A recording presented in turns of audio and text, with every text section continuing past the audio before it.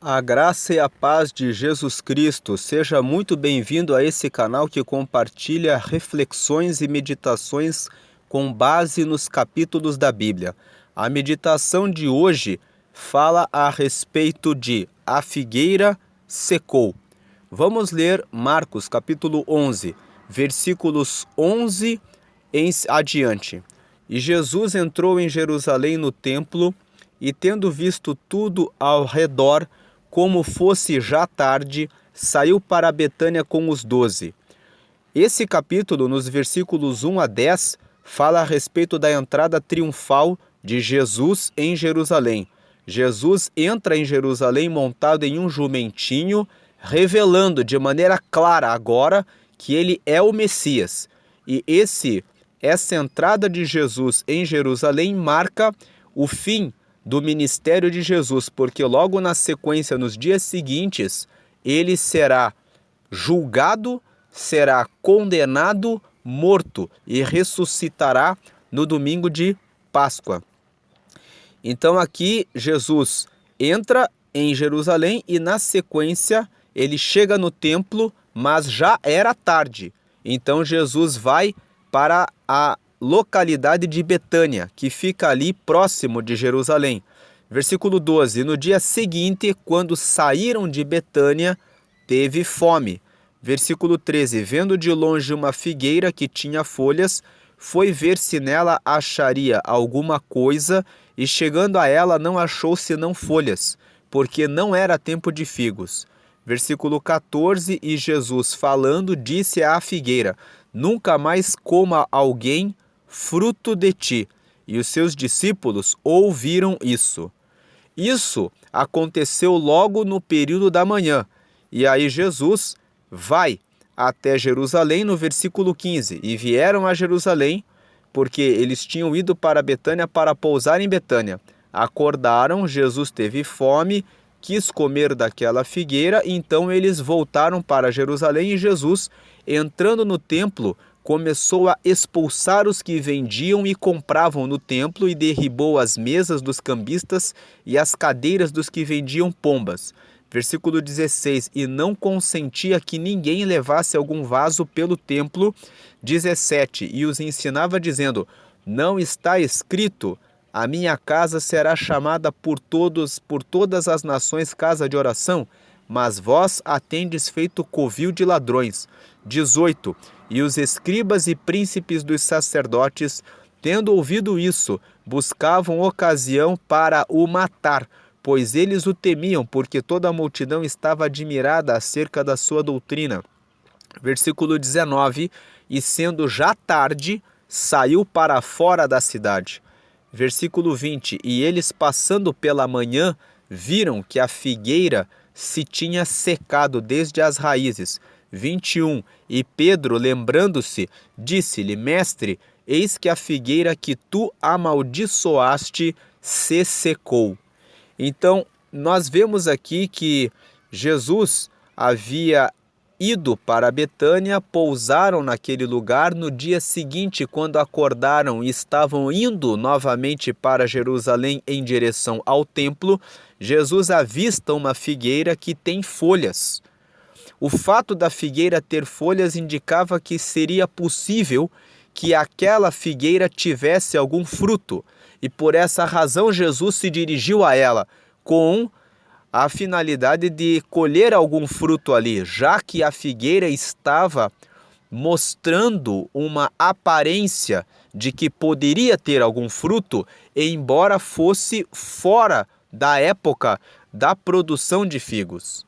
Mas quando Jesus chega até aquela figueira, não encontra nenhum fruto, mas apenas folhas, ou seja, apenas aparência. E em razão disso, Jesus diz que nunca mais nasça que ninguém mais comesse fruto daquela, que ninguém mais coma fruto de ti.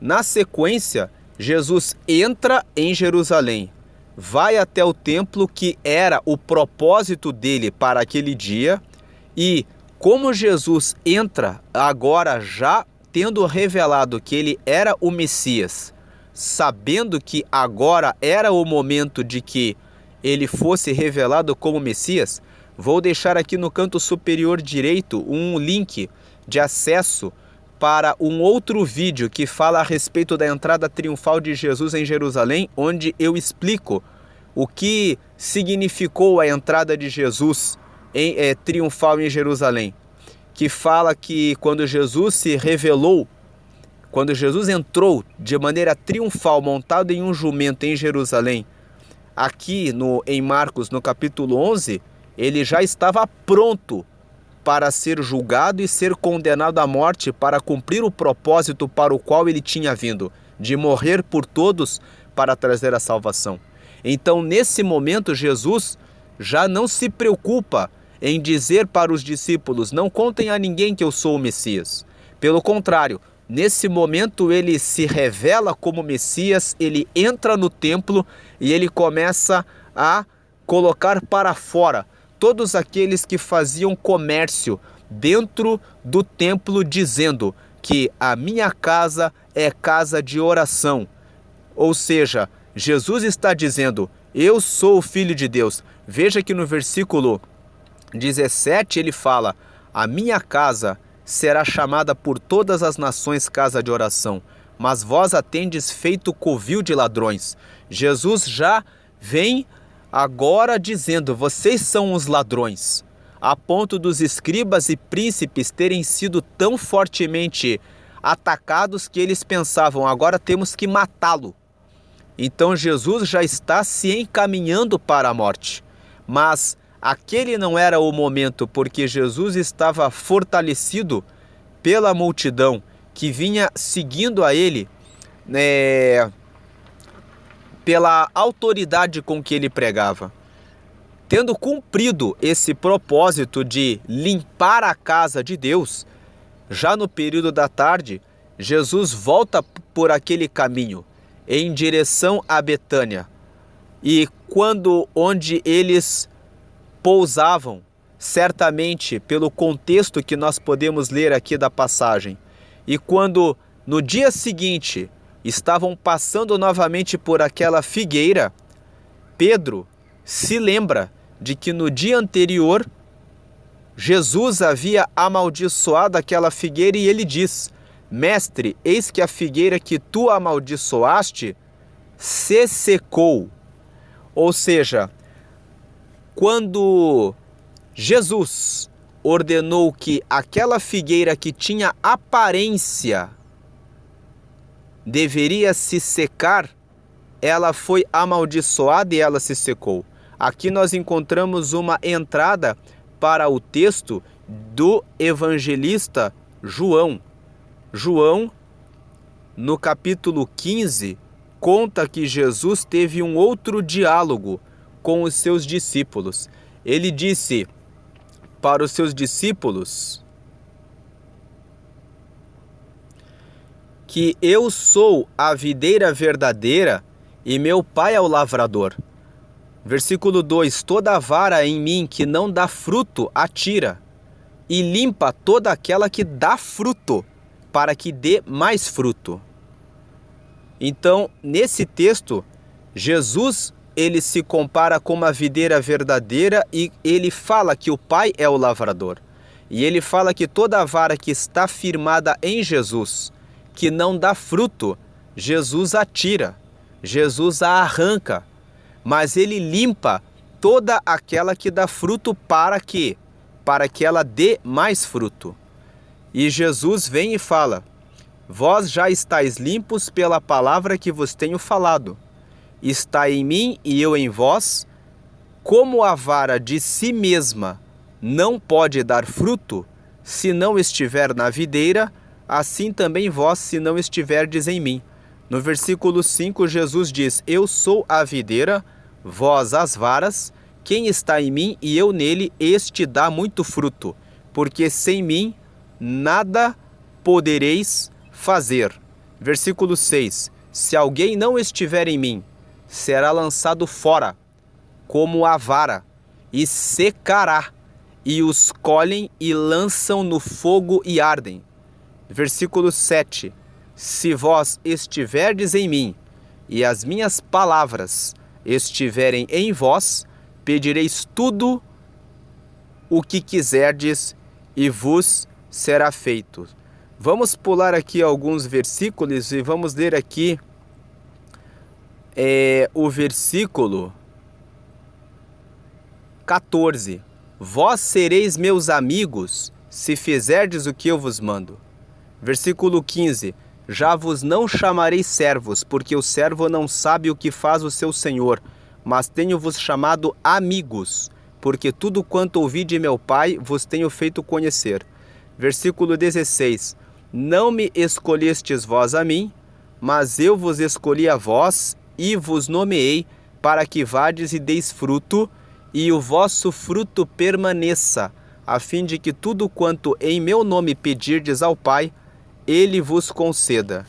Então, esses versículos que nós lemos aqui em João, no capítulo 15, revelam que quando Jesus olhou para aquela figueira e ele viu que ela tinha apenas aparência de que poderia ter algum fruto, Jesus, constatando que não havia fruto algum nela, a amaldiçoou. Ou seja, ordenou que ninguém mais comesse fruto daquela figueira, como que dizendo que ninguém seja enganado, nunca mais em razão da sua aparência. Quando nós lemos João capítulo 15, Jesus disse para os seus discípulos que Ele é a videira verdadeira, nós somos os ramos, e todo aquele que permanecer nele certamente vai produzir fruto. Ele está dizendo que todo aquele que permanecer nele, com certeza, vai produzir resultados para o reino de Deus. Aquele que está em Jesus vai revelar frutos nas suas palavras, nas suas atitudes, nos seus comportamentos, vai revelar os frutos do Espírito Santo. Eu gravei aqui um vídeo comentando Gálatas capítulo 5, onde Paulo fala a respeito dos frutos do Espírito. Está aqui no canto superior direito o link para que você acesse esse vídeo e veja quais são os frutos do Espírito. E também aquele que está em Cristo vai produzir outros frutos, que são almas, pessoas que vão ser alcançadas pelo seu testemunho vivo para o reino de Deus. Aqueles que têm apenas aparência, mas não mudam o seu comportamento e a sua atitude e permanecem na igreja com o engano, depois de um certo tempo são arrancados, são colocados para fora. Então, se você está vivendo uma vida dentro da igreja em que você não está firmado em Jesus, que te convida para ser amigo dele. Veja que nós lemos o texto de João, em que Jesus fala: eu já não chamo mais vocês como servos, mas eu chamo vocês de amigos, porque eu revelo a vocês os meus planos. Jesus revelou para toda a humanidade o seu plano. O plano dele para a nossa vida é o de termos vida nele. Não frequente a igreja apenas como um lugar para visitar amigos ou como um meio social. Procure ter conexão direta com o próprio Cristo para que você possa produzir frutos de alegria, contentamento e transformação na sua vida pessoal. E quando eu falo isso, algumas pessoas podem se escandalizar, mas existem muitas pessoas que frequentam a igreja seguindo um círculo social e que estão carregadas de depressão, angústia, muitas vezes orando muitos anos pedindo por um propósito para suas vidas sem receberem resposta. E se vocês ainda duvidam disso, nós vemos no livro de 1 Samuel que uma mulher chamada Ana, que era estéril, todos os anos ia até o monte Shiló, juntamente com seu marido Eucana e a sua rival, que se chamava Penina, que era a segunda esposa que Eucana havia tomado para si, por meio de quem ele tinha filhos, uma vez que Ana era estéril. E aquela Penina, que era sua rival, todos os anos a perturbava dizendo: você não tem filhos. E ela ficava chorando e se lamentando, e o texto de 1 Samuel conta que ela ficou por muitos anos nessa condição. Ou seja, era uma pessoa que estava na igreja, mas que estava vivendo em depressão ano após ano, até que naquele ano, em um certo ano, que está relatado em 1 Samuel, ela tomou uma decisão e disse: eu não viverei mais dessa forma. Se o Senhor me der um filho, eu entregarei para o reino de Deus. Em outras palavras, o filho que ela precisava era tudo na vida dela. No momento em que ela entregou toda a vida dela para Deus, Deus disse: agora eu cumprirei o teu propósito e te darei um filho, porque você entregou esse filho para mim. Você entregou tudo, toda a sua vida para mim. Então agora você se conectou comigo. Naquele momento Deus realizou uma transformação na vida daquela mulher. E 1 Samuel no capítulo 2, no versículo 11, salvo engano, fala que depois que ela entregou Samuel para o templo, ela teve mais 3 filhos e 2 filhas. Ou seja, Deus não deixou aquela mulher sem filhos, mas ele completou a satisfação e trouxe os frutos na vida de Ana para sua completa realização e alegria, no momento em que ela decidiu não ser apenas uma pessoa que ia todos os anos ao templo, mas que entregou de fato a sua vida para Deus. A mensagem de hoje fala sobre a figueira que foi amaldiçoada e que se secou, nos traz uma reflexão.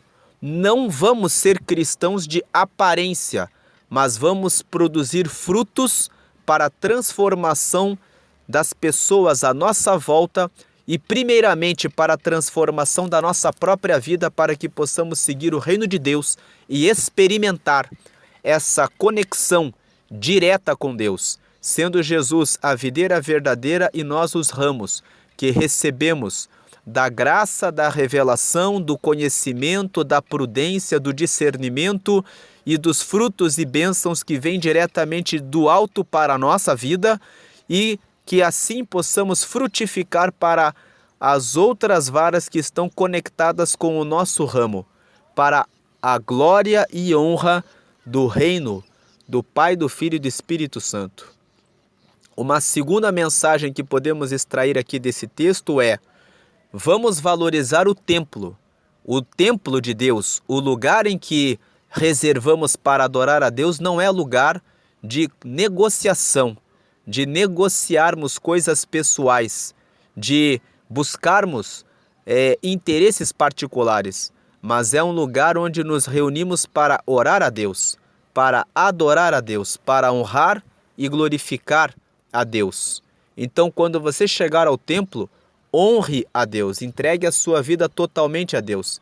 Não veja no templo um lugar onde você vai para fazer pedidos, negociando com Deus que realize a sua vontade, sem que você ofereça a sua vida de corpo, alma e espírito para Ele, porque Ele entregou tudo. Aqui em Marcos, no capítulo 11, o vídeo que nós gravamos, que fala dos versículos 1 até o versículo 10, mostra que Jesus entrou de maneira triunfal em Jerusalém para ser morto, para revelar que ele era o Messias e para que fosse cumprida na vida dele a promessa que havia sido feita para toda a humanidade, de que ele morreria para trazer a salvação a todos. E ele foi e cumpriu o propósito para o qual foi chamado. Ele não negociou com Deus, mas ele realizou o propósito de Deus. Que nós não venhamos a olhar o templo, o lugar de adoração, como um lugar para fazermos as nossas petições e querermos arrancar de Deus aquilo que é exclusivamente do nosso interesse, sem entregarmos toda a nossa vida para Deus.